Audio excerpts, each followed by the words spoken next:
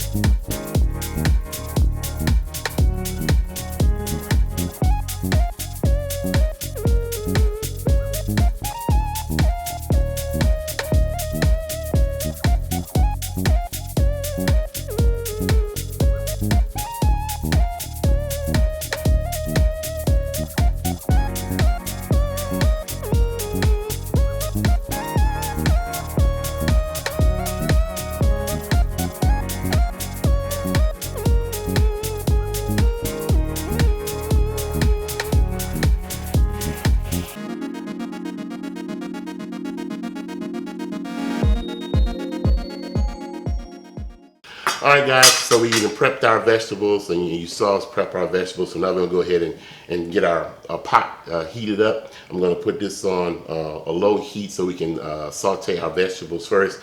Now, I got to warn you, these induction cooktops, they all come with a fan of some type, and so you might be hearing a little bit of a fan in the background as it periodically cools the induction cooktop.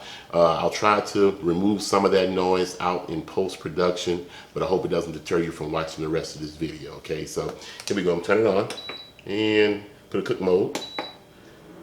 Alrighty, see, I hope that's not too loud, but I'll try to wipe that out in post-production. Okay, so we're gonna let this heat up a little bit. I'm gonna add a little bit of olive oil here, and as soon as our olive oil heats up, we'll be right back.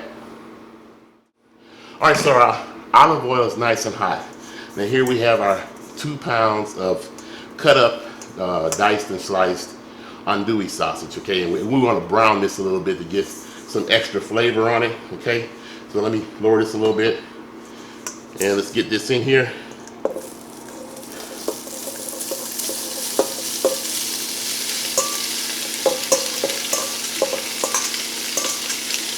All right.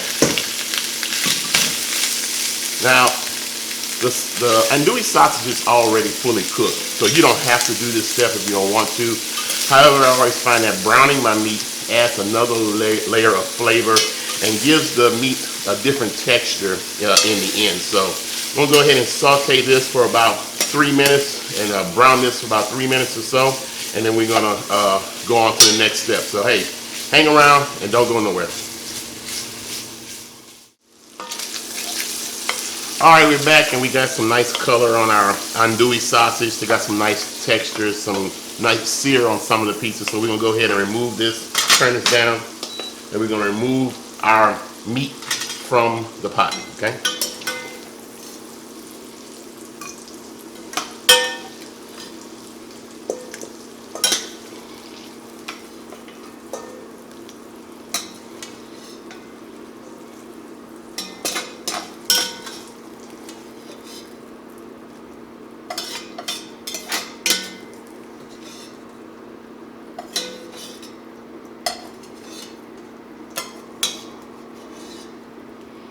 All right, so we got all our meat from the pot.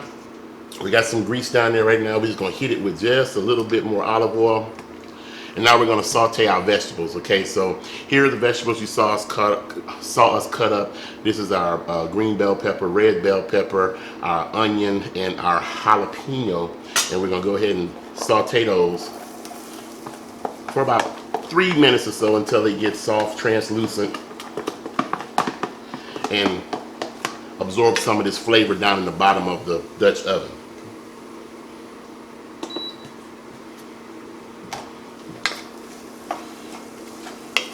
All right, so we're gonna saute these for about 3 minutes and scraping the bottom, trying to get all that goodness off the bottom.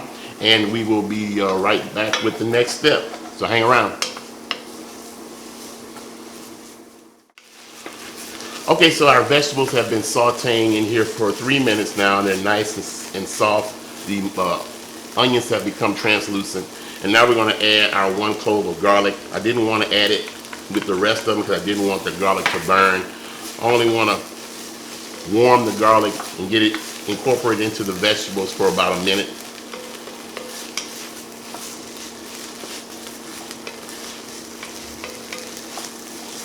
That smells good already, man. I can't wait to taste this.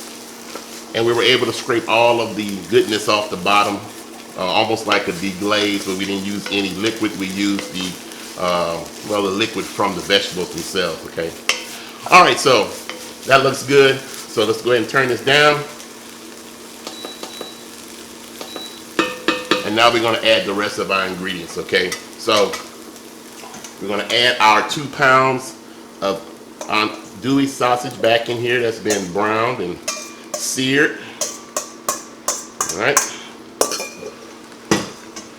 And because I want more of a meat intense chili instead of beans, I cut the beans content of this chili in half. So normally you would put 2 cans of each one of these in.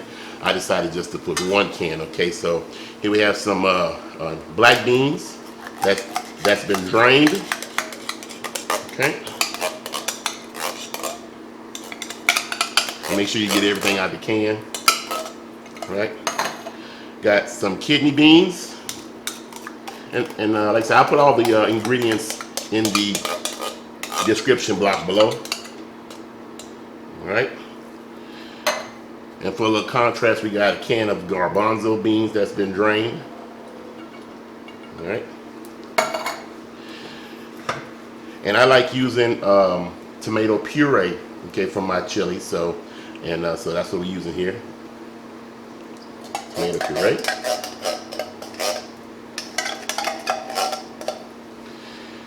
And we got a can of diced tomatoes. Now this one here says spicy red pepper, so this is going to give an extra added kick on top of the jalapenos that we put in here, okay?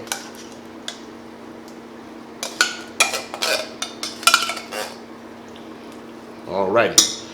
Now for our seasonings, right? So, sorry, I didn't mean to turn my back to the camera. Okay, so here we have 1 tablespoon of ground cumin. We got 2 tablespoons of chili powder. Get all that in there. And we got 1 teaspoon of Creole seasoning. Okay. We're gonna mix all that up real well.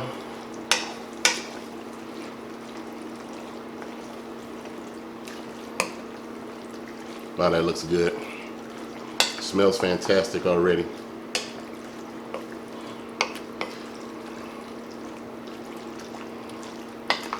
All right. Nothing like chili or gumbo on a cold winter day. And this is a lot because I'm the only one that eats meat in the house. And so I'll either take some of this to work and let some of the folks at work taste it, or I'll just eat it all week long as my lunch. but it is a long weekend, so we'll see how it works out. All right, there we have it. All right, so we're gonna go ahead and top it up. We're gonna put it on simmer, and we're gonna simmer this for 2 hours, stirring it occasionally so that nothing sticks to the bottom. So hey, don't go away. Come back in 2 hours and we'll do a taste test and we'll show you the final product. Hey, and nothing like a little bit of Crown Royal on a cold afternoon, neat, no ice, to get you through all this winter hubbub. All right, guys, so it's been 2 hours and our chili has been simmering here for 2 hours. We've been periodically stirring it to make sure that nothing sticks to the bottom and stuff, and it's been smelling absolutely fantastic. I cannot wait to taste it. Let me go ahead and give you guys, let me go ahead and open this up and stir it up and give you guys a look. So there we have it. Nice, thick, rich chili. Smells absolutely fantastic. You can see the meat and the beans and the vegetables and things. I can't wait to taste this bad boy. Now, one thing we did add off camera, and I forgot to tell you guys, is we added in 1/4 cup of beer. So I added in 1/4 cup of Blue Moon beer just to give it a little bit extra layer of flavor and to add just a little bit more liquid to the cooking process, okay? So let me go ahead and dish this up. Let's see how it tastes. All right, guys, so let's go ahead and have a taste test of our chili. We're gonna go ahead and dish up a bowl of this. Got my ladle here. Oh, that looks good. I love a chili that's got a whole lot of meat in it. It's fantastic. All right. Let's go ahead and dress it up a little bit. So we got a little cheddar cheese here.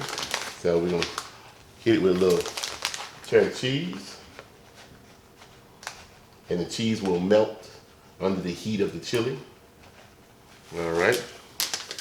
And then we're gonna throw a little dollop of sour cream on top. Yow, just like that. Maybe a little bit more. All right. And last but not least, we got some green onions here that we've chopped up. We're just gonna sprinkle all on top like so. All right. What do you think? That looks pretty good, huh? All right, let's go ahead and taste this bad boy. All right, I hope I can taste this without burning my mouth. Okay, so let's go ahead and get it.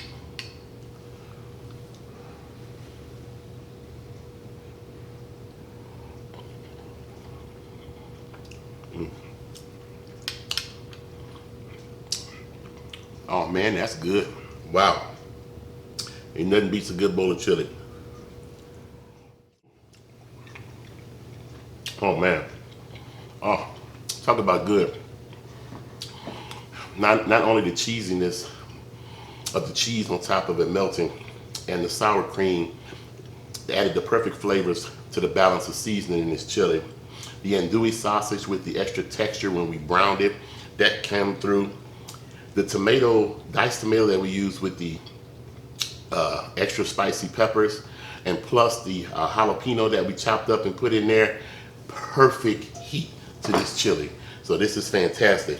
I mean, wow. The only thing that's missing here is a piece of cornbread and a nice ice cold beer. Okay, so, well, hey, if you like andouille sausage, if you like chili, hey, you gotta try this one here. I think you'll like it. This one will knock your socks off. And hey, don't always use your pressure cooker or your slow cooker. Hey, pull out a regular Dutch oven, man, and just do some old-fashioned cooking for a change. You can't go wrong. Well, hey, it's been fun. This has been a great cook. And like we always say, where there's smoke, there's fire. If it's fire, then damn it, there just might be a barbecue there. Woo, this shit is good. Hey, as always, we'll see you guys around the smoker.